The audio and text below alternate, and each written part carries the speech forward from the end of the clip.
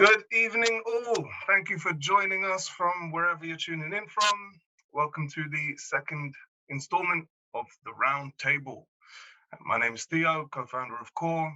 I'm joined here today with four incredible people. We'll roll through the list. We got Daniel Cunill Romero, market research director and global head of mobile from Bilendi. We've got Matt Reynolds, MD at Vitreous World, Chairman, PRCA Research Best Practice Committee, and the founding partner at Voices for All. We have Rebecca Cole, Managing Director at Cobalt Sky and MRS board member and chair of the Nat-Rep steering committee as well. And of course, we have Riaz Marzban, Director of Ethnic Opinions, which, if anyone doesn't know, is a specialist ethnic minority recruitment qual and quant agency. So, guys, I know you're all on mute, but hi there. Thank you for joining. Hello, everybody. Very happy to be here. Hi. Fantastic. Fantastic. All right, so we don't have a ton of time. It's an hour, and I always feel like we need to make these things longer because these conversations, they get really meaty. We're going to try and speed through it. But before we do that, I want to let everyone know who's tuning in. There is a giveaway. We've got one of our cool, trendy Core hoodies up for grabs. So, stick around to the end, and whoever's still around at the end, pick someone random, and voila, on the house, you'll get a nice, it's summer coming, but, save it for the winter. Also, for questions, Q&A, please just keep pumping questions into the chat. I'll do my best to keep an eye on that. And later on, at the end of the session, we'll try and get through some of those. But as I said, we ain't got a ton of time. So I'm going to get stuck in. And this question, I'm just going to address to everyone. Whoever wants to jump in first and go ahead and give their definition. But I really wanted to find, what is Nat-Rep? What does that mean when we say Nat-Rep? For anyone who's watching who doesn't know. So I'll jump in with that if that's okay, and mainly because I'm going to start off by not giving what my definition of Nat-Rep is, but I think what's important with this conversation is to kind of be really honest about what currently does our industry mean by that. If someone thinks they're getting a Nat-Rep sample, what are they actually getting? And at the moment, in the UK, it is overwhelmingly age, gender, and region, and sometimes some sort of social grade, and that's what is currently being done. I don't think that we can say that is nationally representative, or at least I don't think we can say that we can prove that it is. I'm not saying that if we did a study of 1,000 respondents with a reputable panel and we only quoted on age, gender, and region, that it wouldn't also be representative of things like ethnicity and disability and sexual orientation, but we don't know that it is, and more importantly, we can't prove that it is. And I think that's what we're trying to move along. We all think that that's not a good enough definition, which obviously is why we're here. But yeah, what we're working with at the moment, overwhelmingly, it does mean it's shorthand for age, gender, and region. Yeah. I've literally heard gender, region, age. That's it. That's all anyone does. What do the rest of you guys think? Well, I think that theoretically, Nat-Rep, what it should be, would be like the result, like a sample selection that should represent the entire nation, right?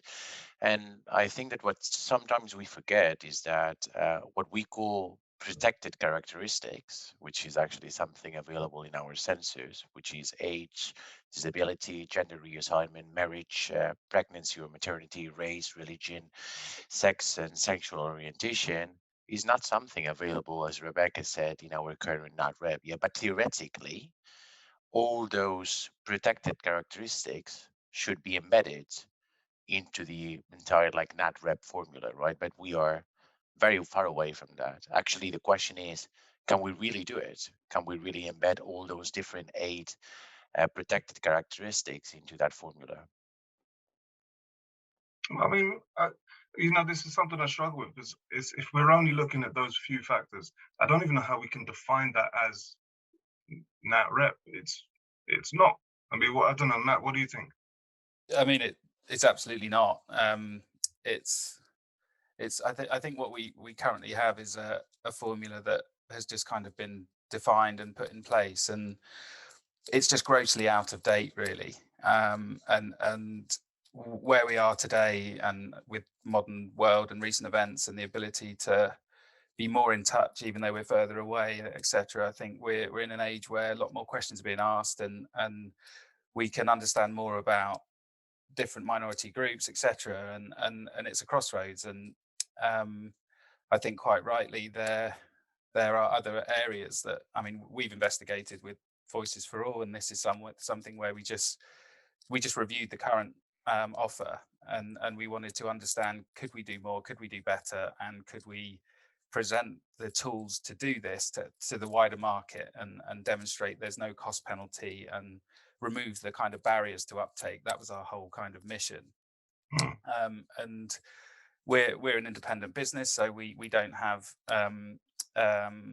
commitment to particular panels or anything. We could cherry pick our suppliers, which has helped us massively in achieving balanced samples in a short space of time, without cost penalty. And I do recognize that for a lot of businesses, they will have agreements with panels, and they will have things which actually at their first hurdle, they almost fall at the first hurdle. So for me, we kind of need to keep coming together like this to talk about what we feel are the main elements that we should be including in Nat-Rep.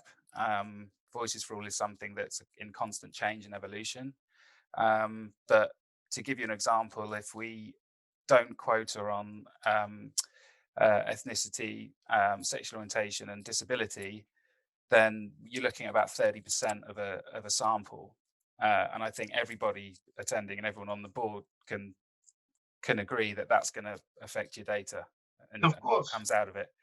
And I think for clients, they're really not seeing there's a huge competitive advantage here to understand how the nuances of what they're doing is interpreted by minority groups compared to more traditional audiences in their country, and that should be a competitive advantage. It shouldn't be a question of like, oh, we have to do this because there's a social movement. It's just like, I really feel like when you start putting this in play, there's a competitive advantage here, and there's an opportunity to sell more and better products, services, all the rest of it. I think if you really can just reset and go again, I think competitive advantage is out there.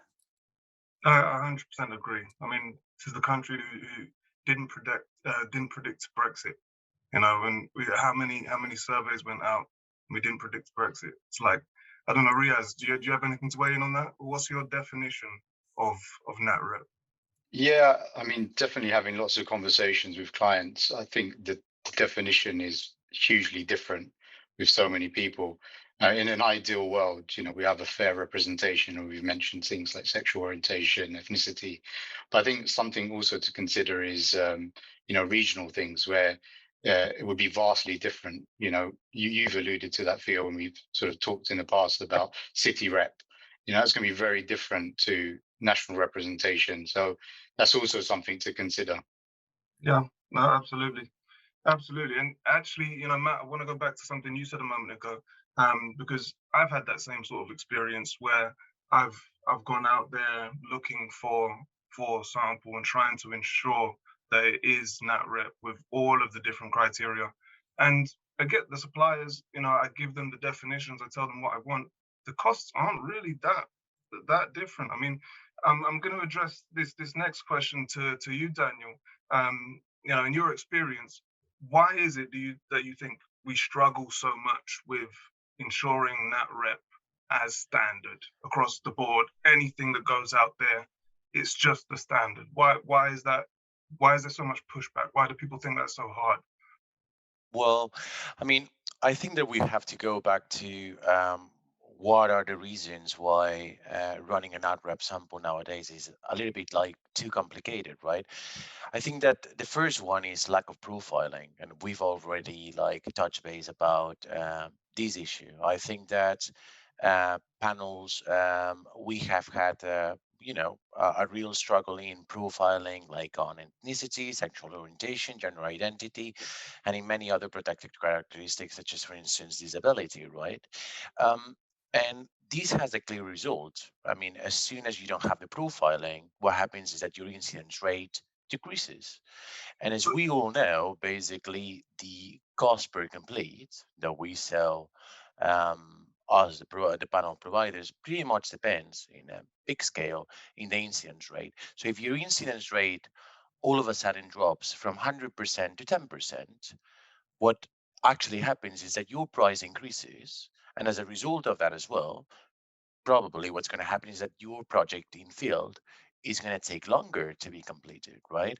So when we go to brands, when we go to agencies and we tell them, look, if this lack of profiling will result into a higher CPI, into a higher cost and a longer study, then it's actually only a few number of agencies and clients are really going to be like genuinely interested in running Nat-Rep more representatively, right? So I think that this lack of profiling has really been like fueling this kind of like hindering in regards to really, making sure that that would be something much more mainstream in our industry. I do hear you. I do hear you, but I want to sort of like get a little deeper into that. I mean, why is profiling? I mean, isn't that just a case of reach out to the panel again and say, hey guys, I want to know a bit more information so we can get you more surveys. Like, Well, I mean, I think that there are two main issues here, right? So panels, we operate in a global scale. So what we try to do when we are working on our profiling questions is we try to make sure that those profiling questions are going to be exactly the same ones across countries. Yeah. okay, And the problem is that, believe it or not, in countries such as, France or Germany, I that know. culturally are very close to the UK, yeah, Mhm. in those countries it's very difficult to actually ask questions regards to race, religion, or sexual orientation even, right? Even here in the UK, I think that we also struggle sometimes to really like face naturally these kind of questions, right? Yeah. So I think that this is actually one of the main reasons why, again, is actually not mainstream, and that's the reason as well why several panel providers have had like a real pain in really implementing and profiling like on those questions. No, I can relate, and I understand. I mean, I've reached out to international partners looking for projects in places like Germany, France. That's a whole different situation. Their sort of outlook on how you tackle uh, diversity. Um, it's just really strange, because I do get where you're coming from. Like I've put out questionnaires asking really granular, okay, what's your breaking down the sex between the sex and the gender identity, and trying to, no, I don't want to just know black, Asian. I want to know, is it Caribbean? Is it this? Is it that? Is it Punjabi? Is it blah blah? But I've had people come back and say this is too much. So I get where there might be some fear of pushback, but at the same time, it does kind of seem like we can get past this pretty quickly. It's just you know maybe offer them a tenner to do a survey to fill in some more information. I don't.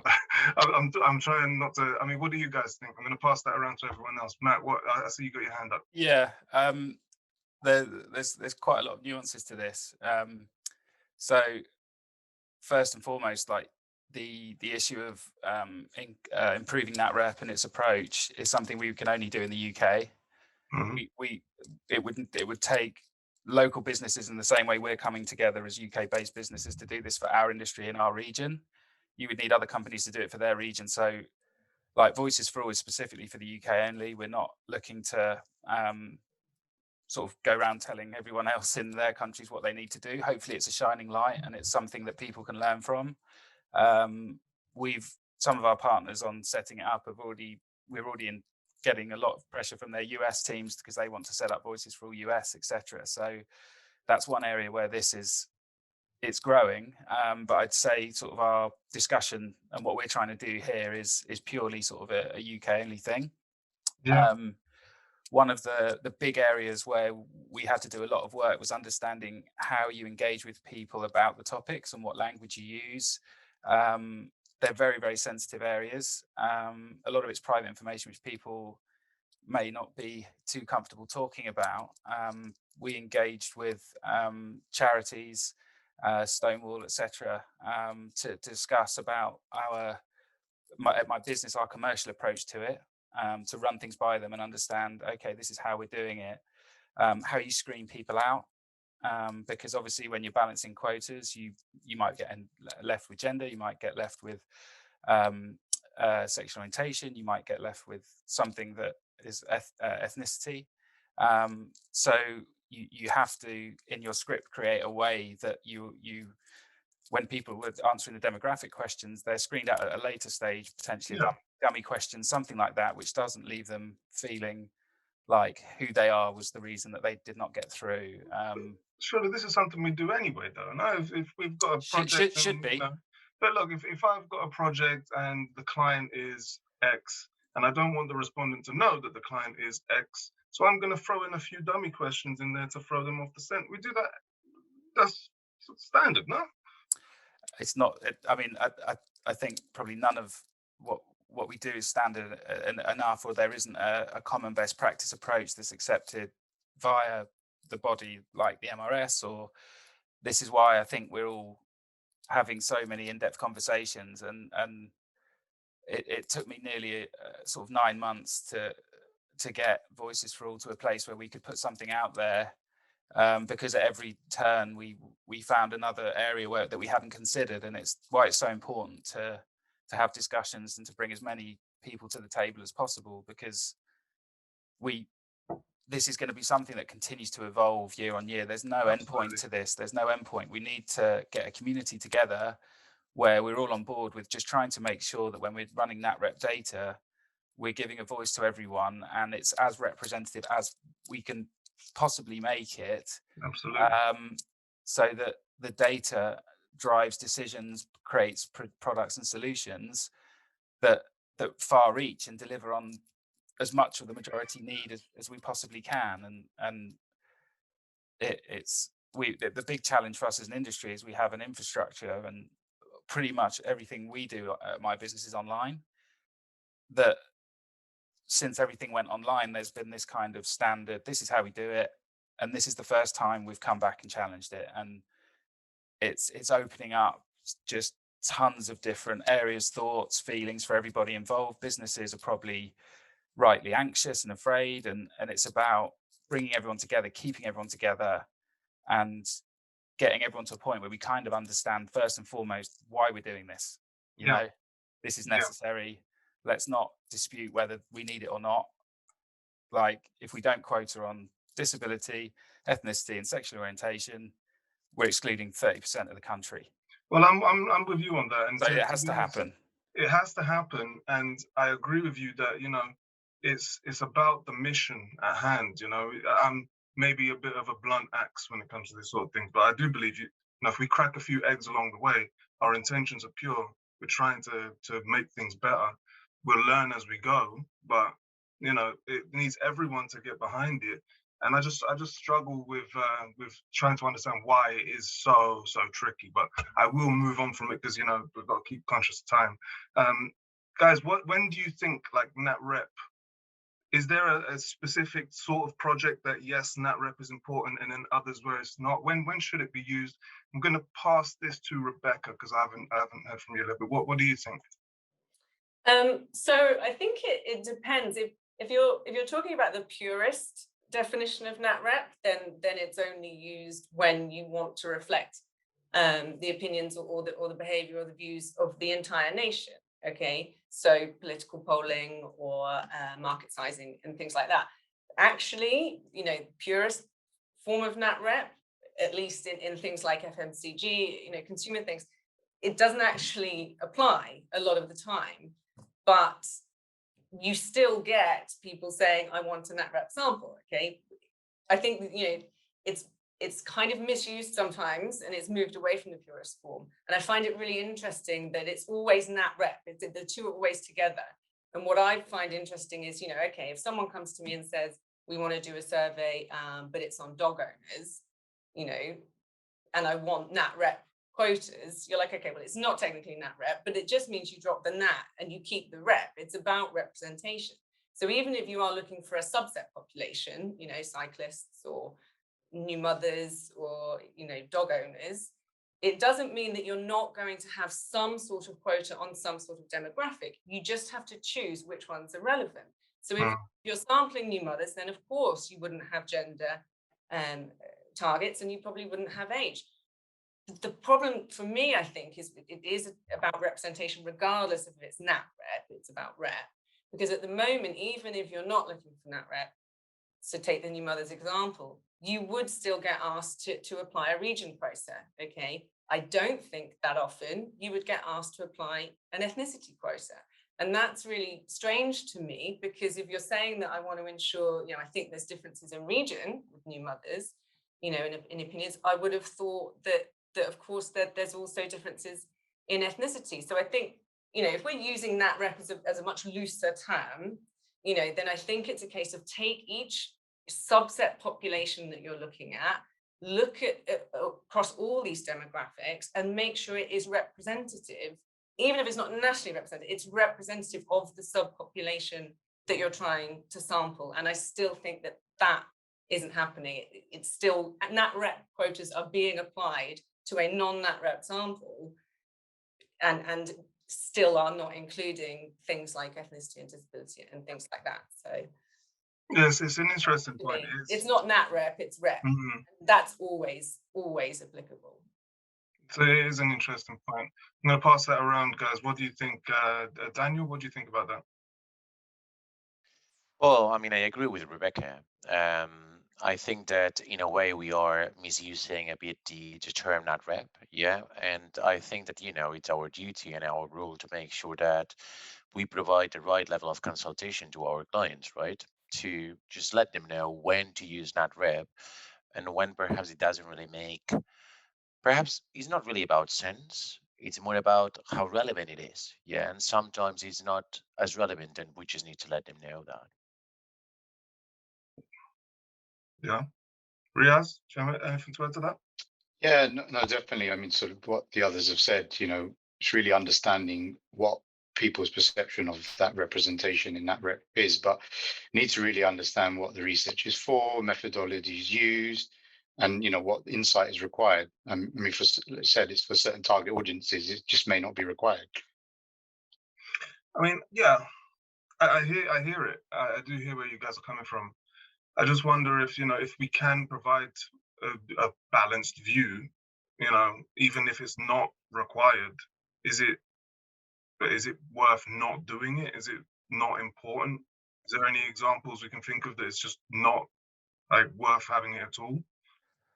I think ultimately, when you're commissioning a piece of research that's Nat-Rep, you essentially want us to have a good view of the country as a whole, but you also want to have enough data there to segment by particular areas to analyze it at a local level, whether it be region or one of the other demographics. And for me, that's the backbone of commissioning a Nat-Rep piece. If you're the client, essentially you want to see at the top level, but also be able to work with the data and work with different cross breaks without spending like a massive budget, basically. So for me, that's where it's sort of best used. And I guess for us, when you're consulting with a client, it's kind of helping them to understand, like, okay, you need this or you don't, and then that's kind of, I guess, our job.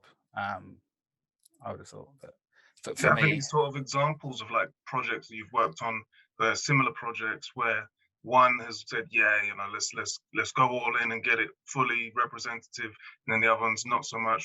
Like, I'm trying to figure out, you know, how important is it to a research study? Yeah, I mean, I guess an example top of mind for me would be just where we're working with PR and communications agencies, and they're looking to understand people's opinions on a particular subject and how that differs in a particular region versus another one. And really, we tend to advise having these quotas in place, because when we're analysing the data for the client, we can highlight areas that which they haven't thought of potentially. They've got core insights they want to draw out, but when we put our report over to them, we're coming at it from a different angle. We can go, right, here's what you were looking to really investigate, and here's the answers on that.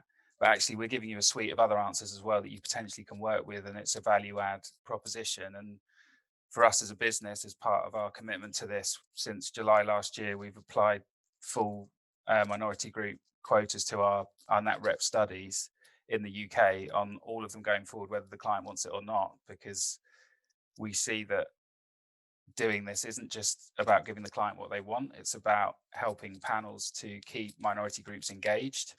And in order to do that, you need to keep sending them studies, and you need to keep including them in the process. So in a case where we probably wouldn't be too thrilled as a business, as if someone said, right, okay, we want to use you for a Nat-Rep study, but we don't want your minority groups in our as splits.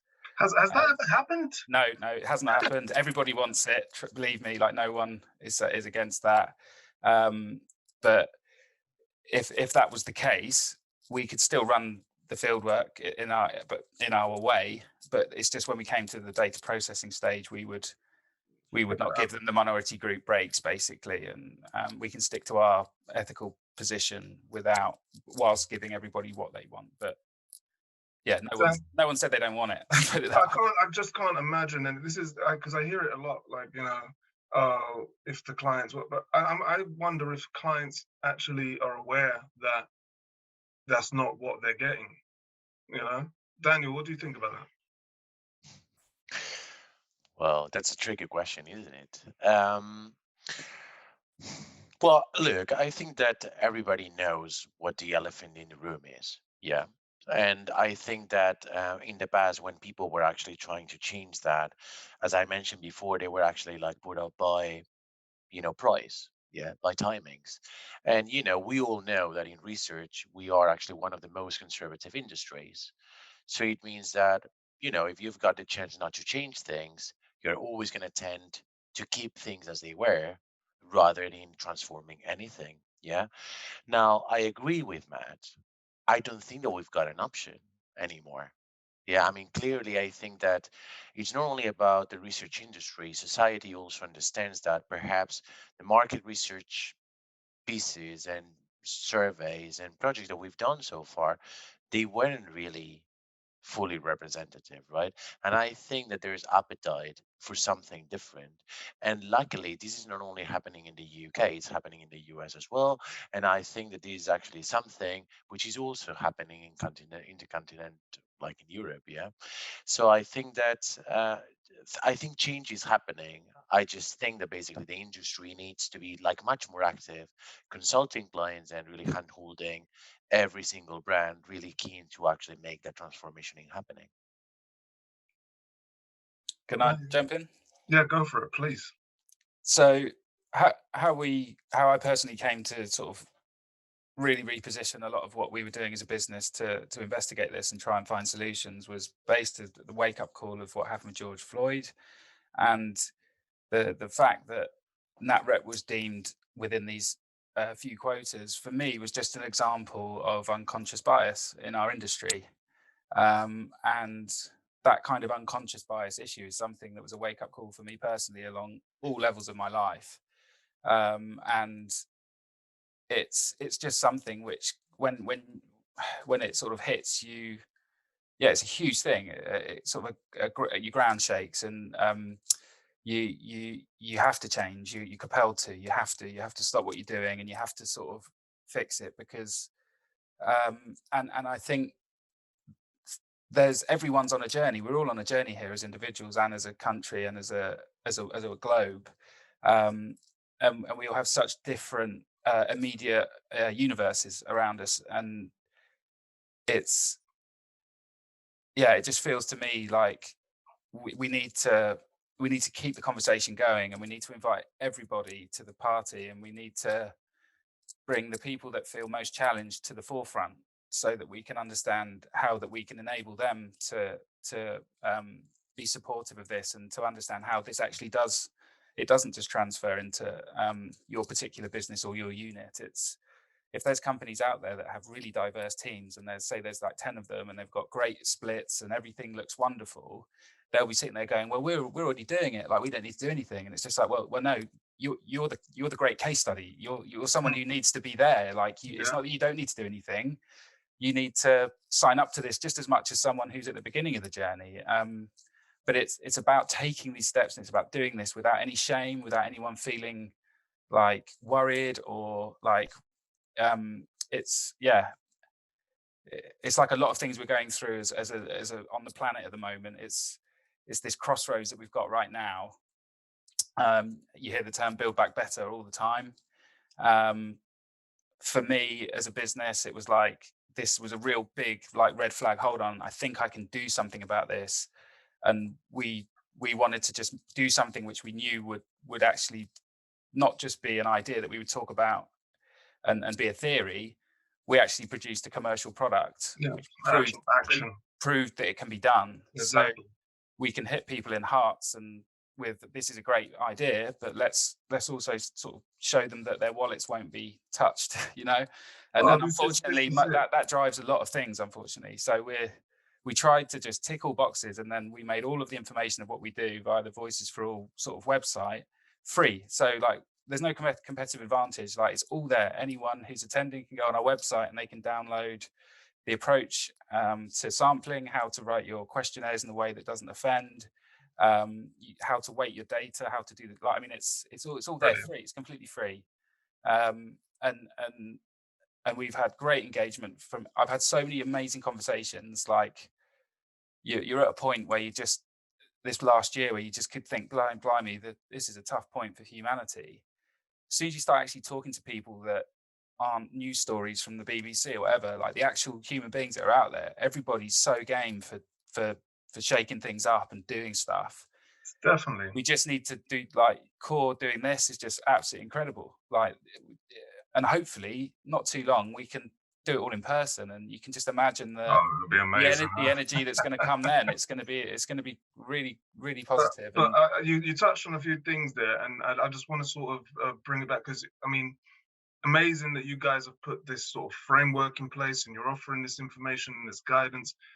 It's not going to be perfect. It's not, you know, people are not going to be able to, you know, just perfection doesn't exist in any form. It doesn't exist. So what sort of wiggle room are we talking about? What's acceptable in terms of, you know, okay, we couldn't get the exact 13% so we got what? What can we accept and what is unacceptable? I'm happy to jump in on that one as well. Yeah, go for it, Matt. Effectively, it's something, again, that we all need to sort of come together and really agree on if we're going to take a benchmark forward as an industry.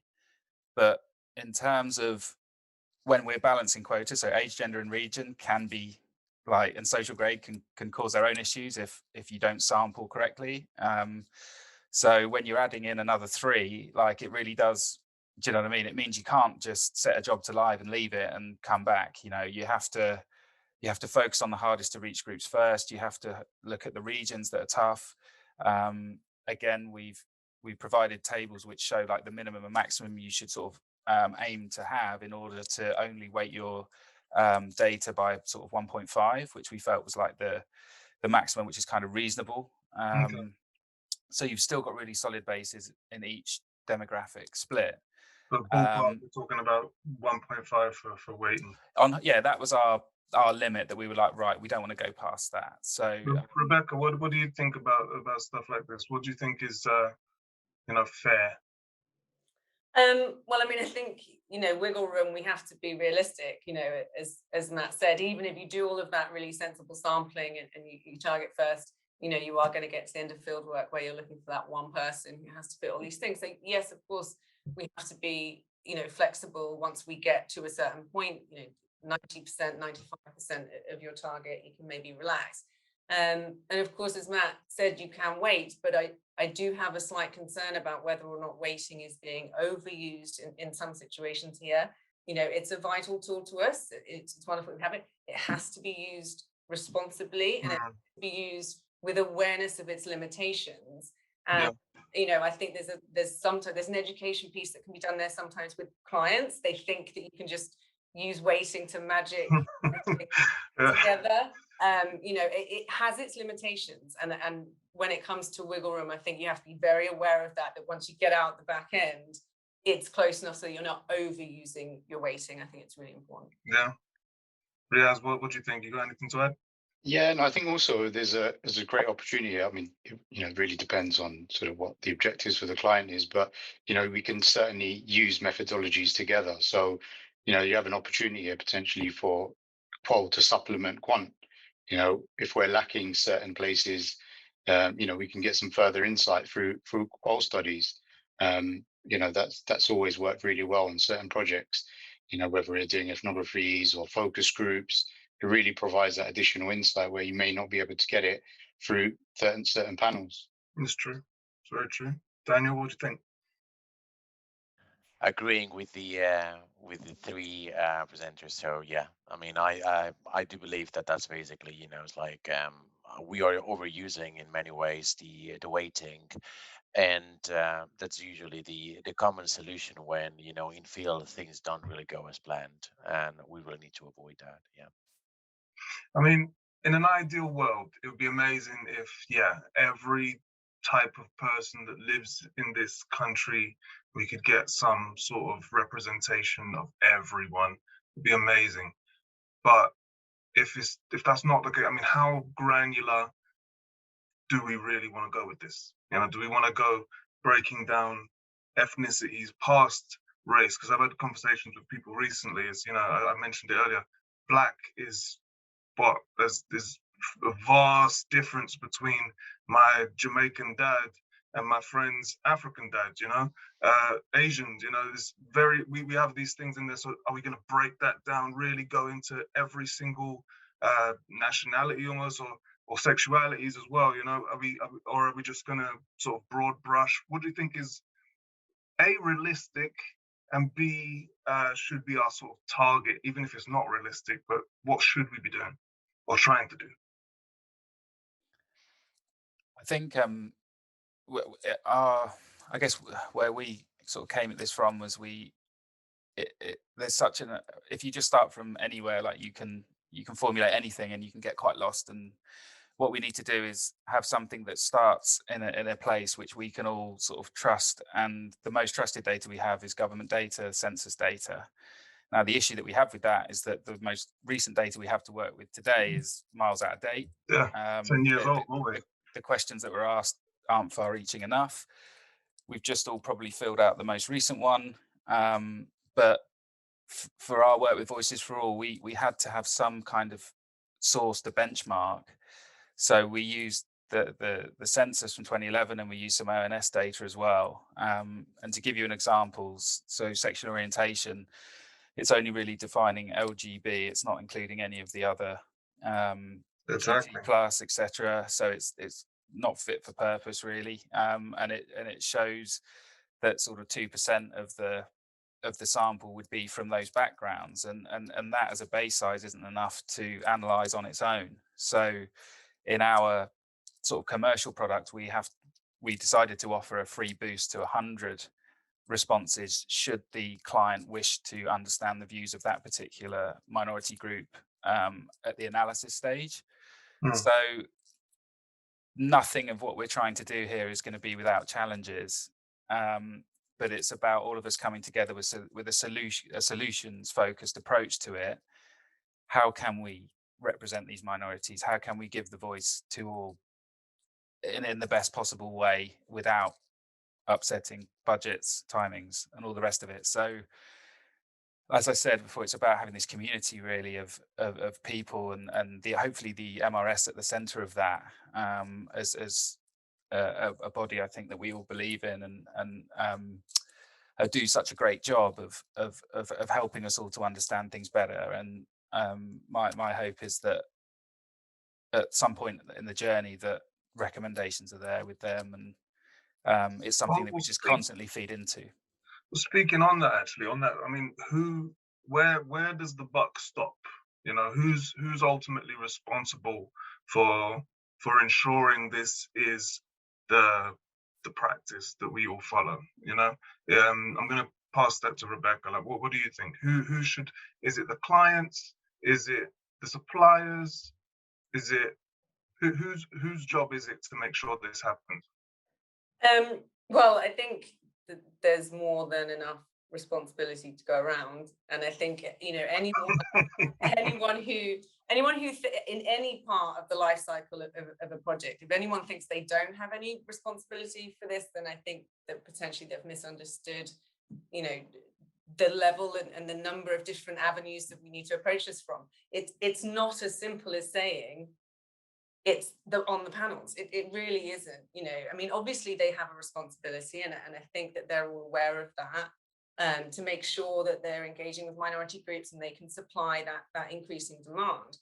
But, you know, for example, researchers, you know, agencies, they need to make sure their research is fit for purpose. If panels are doing all this great work to you know, engage and get minority groups on, you know, as Matt mentioned earlier, you know, if the first thing that happens is they hit a survey that has not been written in an inclusive way, you know, that the ethnicity question is asked badly, you know, or even worse, doesn't have the right responses, is that panelist going to come back again and give us, you know, more research? Well, no, and then we've lost that panelist, you know, and the agency the panel has to replace them. So I think, you know, the entire research has to be fit for purpose.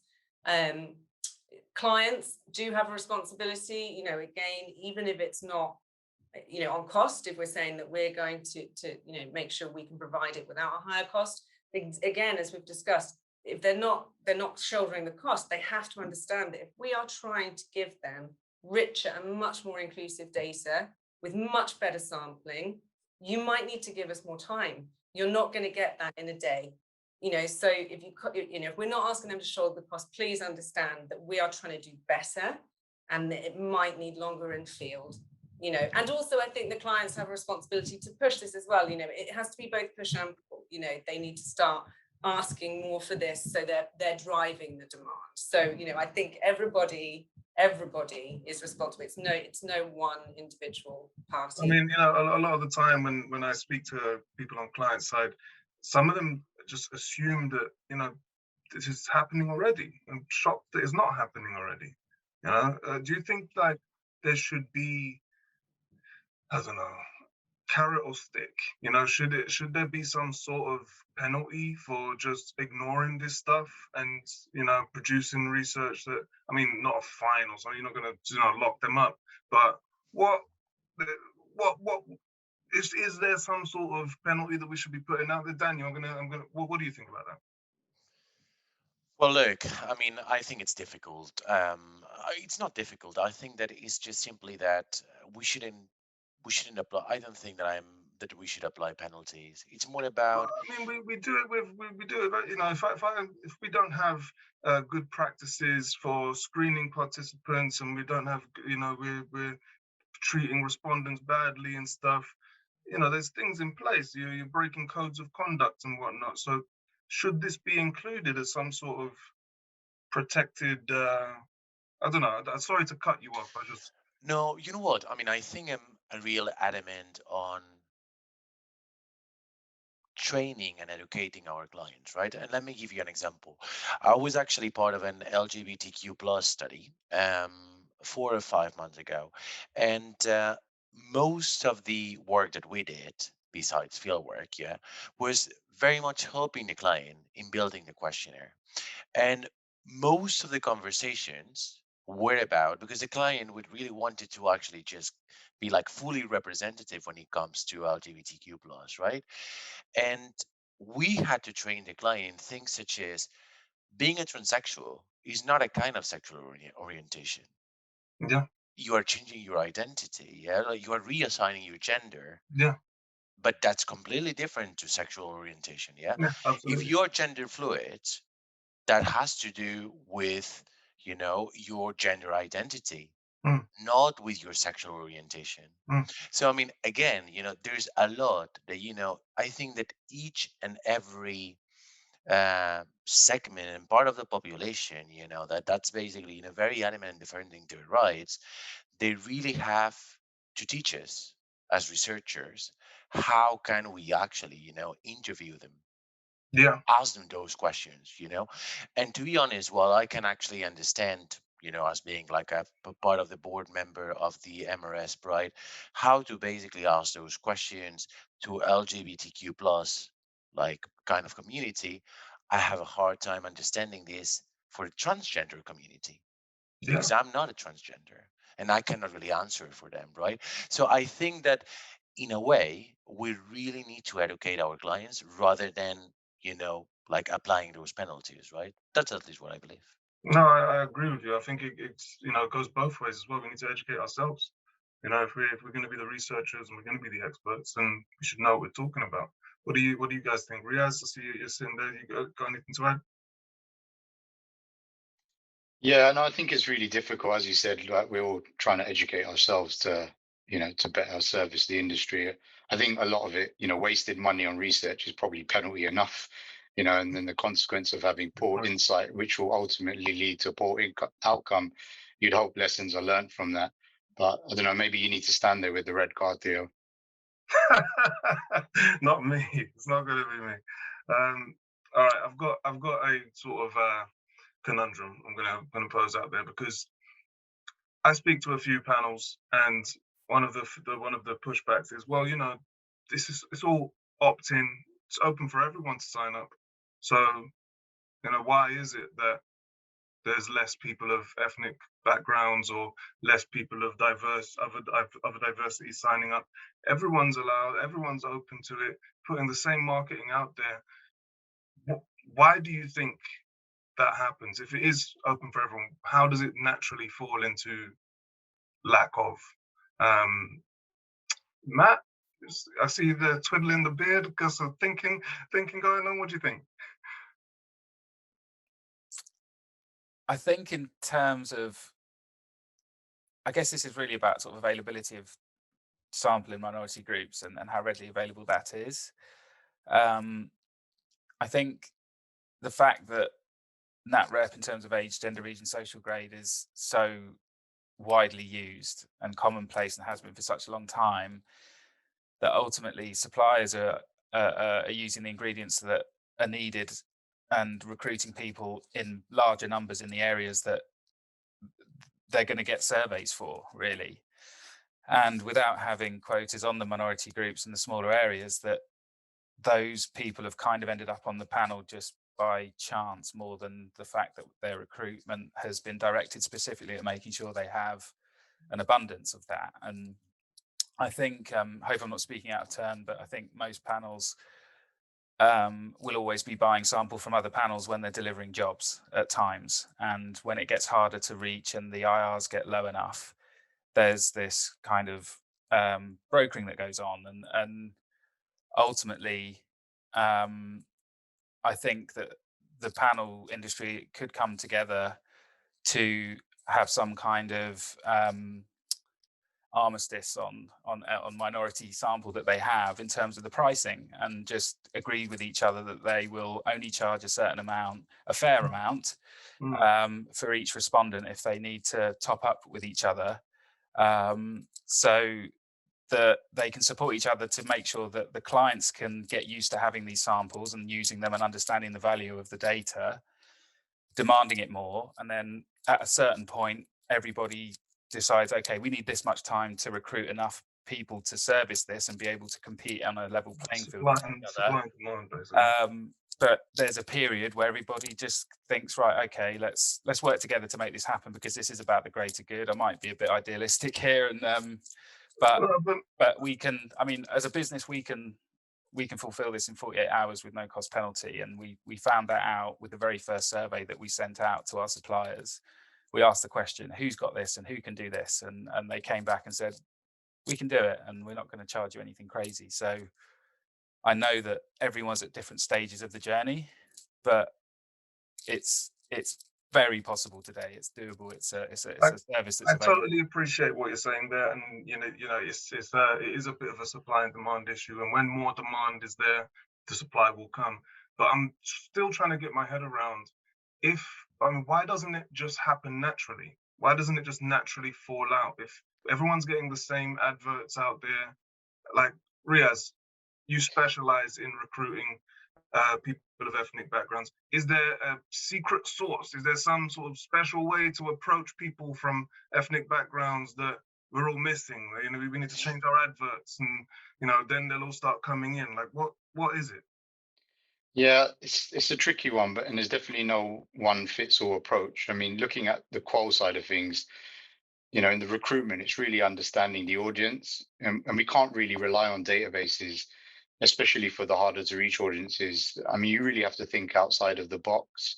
That's why we've taken time to build network and relationships, because sometimes that's the best approach. And in terms of sort of marketing and stuff, I guess, we have to kind of look at how those things are marketed. And, there's certainly a lack of understanding from certain respondents. I find myself there's a certain level of skepticism in research. People need more reassurance than others. Also you need to consider if it's online, you'll definitely have like generational skews, and there's probably a lack of technological understanding. However, with lockdown, I mean, this is definitely changing. But yeah, you've really got to kind of think outside the box and maybe look beyond just kind of having that database and your usual respondents. Daniel, do you have anything to add on that? Well, look, I mean, I think that it would be interesting to share a little bit of an example that we lived at Bilendi, right? We started the reprofiling 12 months ago in the UK.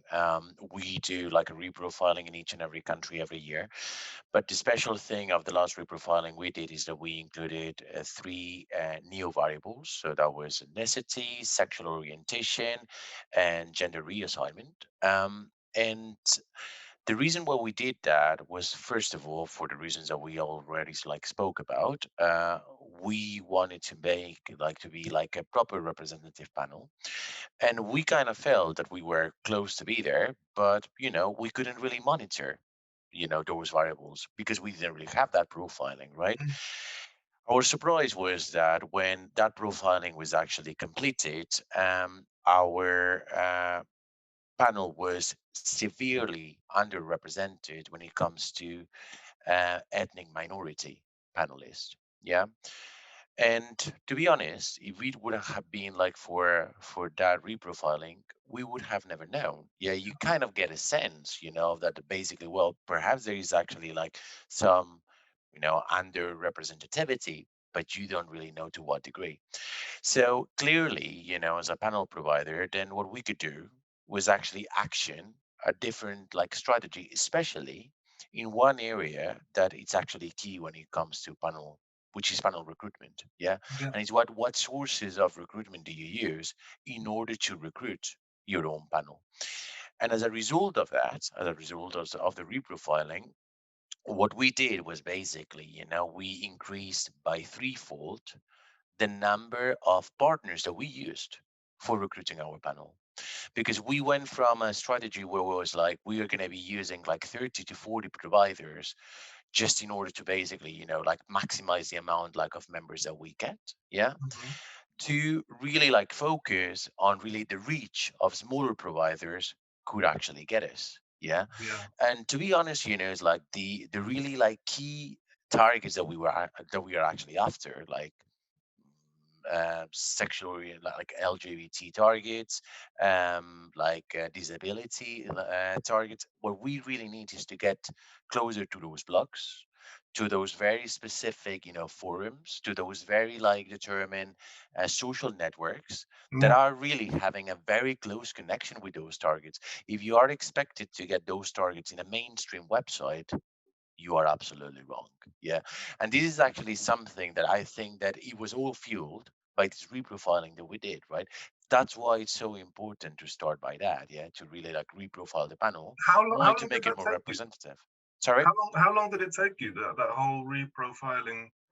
So from the moment that we started, so we launched it, it took more or less like 4 months to really, just make sure that basically that like most of the panel, because it's impossible to get the entire panel reprofiled, yeah, but most of the panel would be reprofiled.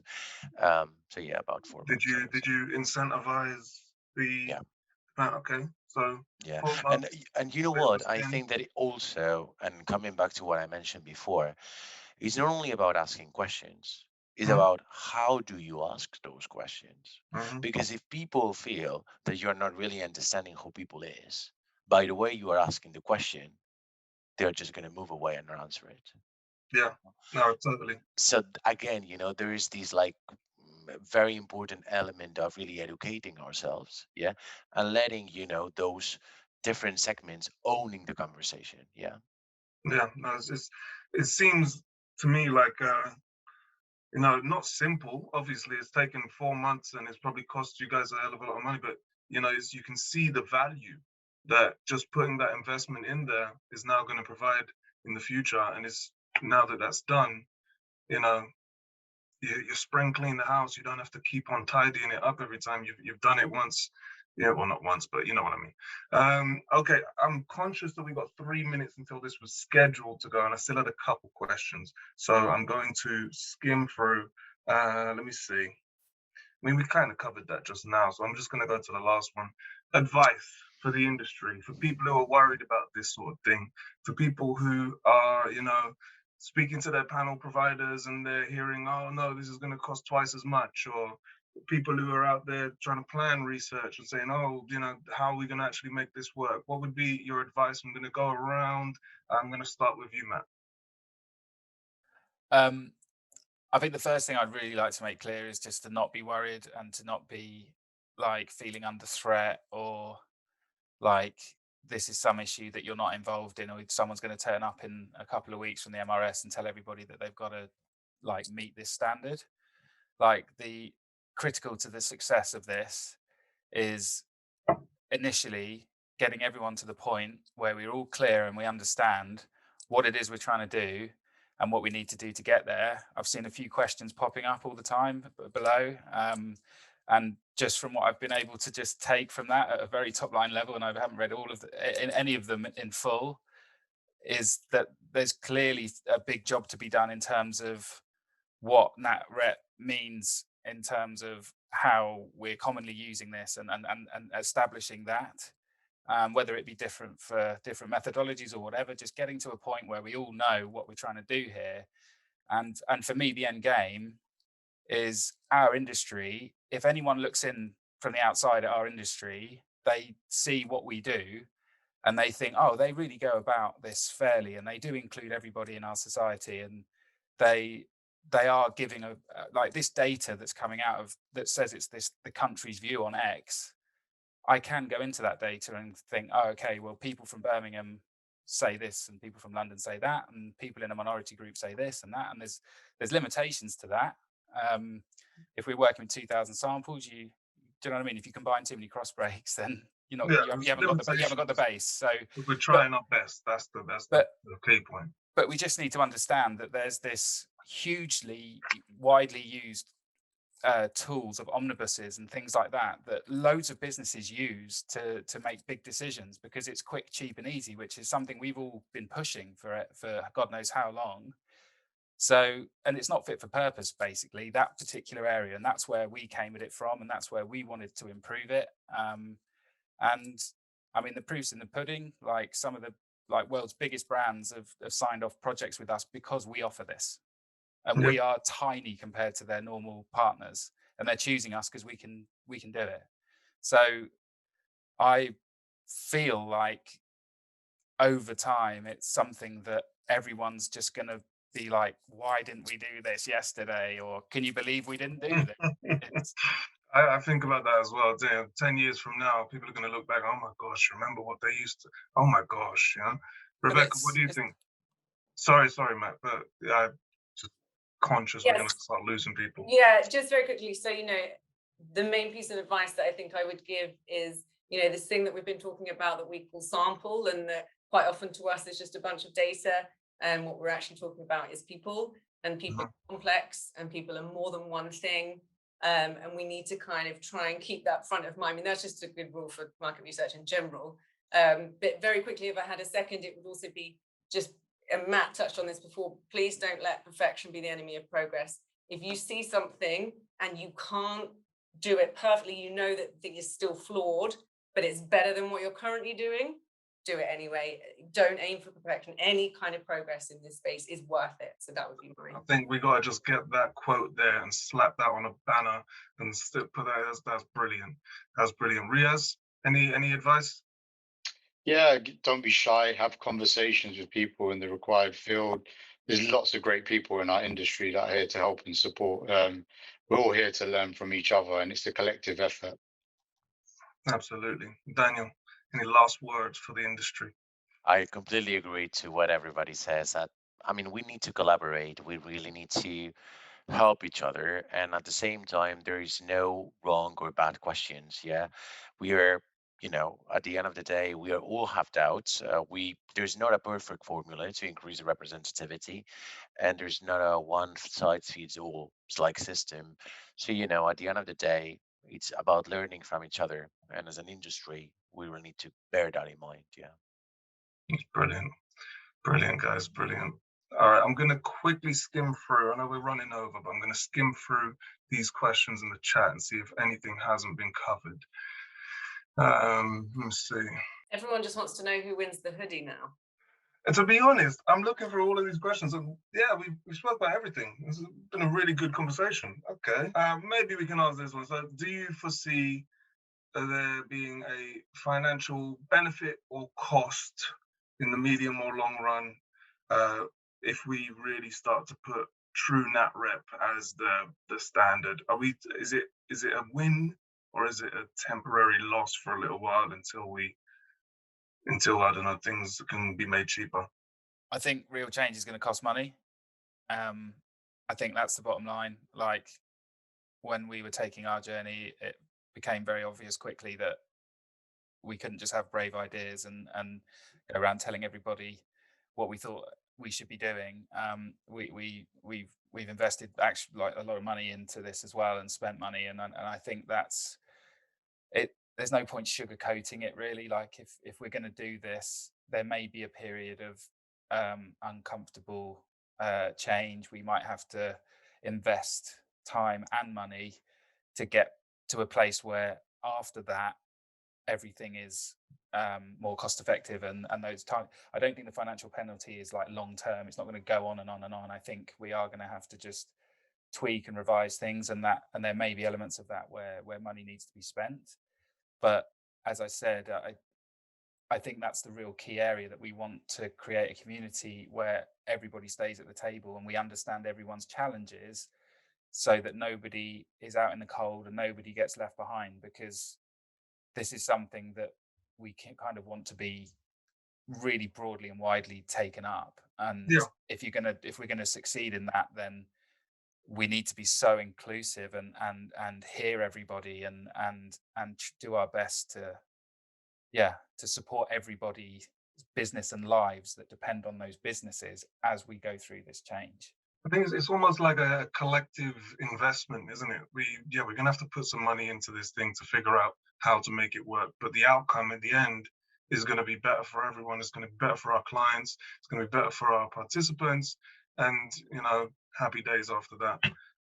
Guys who's still with us, if you have any pressing questions, just throw them in the chat now. See if I can get them up. Otherwise, I'm gonna close my eyes and pick someone out of this list to get a hoodie. Okay, let me do this then.